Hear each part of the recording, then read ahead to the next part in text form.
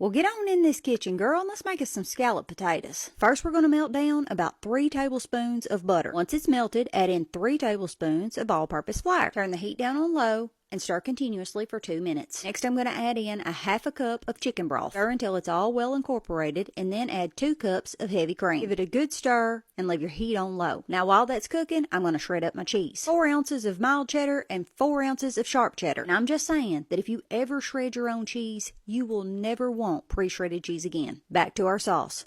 Add 1 tablespoon of chicken bouillon. Stir and then add the majority of the cheese to the sauce. Save enough for topping. Throw in a little granulated garlic. Give it a stir and let it cook. Next, we're going to slice up about 4 potatoes. Now, if you're slicing these by hand, just be sure that you're getting them sliced real thin. Otherwise, it's going to take forever for these potatoes to cook. And you can find this grater and slicer in the cart below. Give the potatoes a good rinse in cold water. Make a layer of potatoes in a buttered baking dish. Drizzle over a little sauce, then add more potatoes. Continue this until you're out of potatoes. Then pour the rest of the cheese sauce over the potatoes. Top with the rest of your shredded cheese and a little parsley. Top and place into a 350-degree preheated oven and allow to cook for 50 minutes. Remove the top and allow to cook for another 20 minutes. And that is it, my friend. Enjoy that pan of potatoes.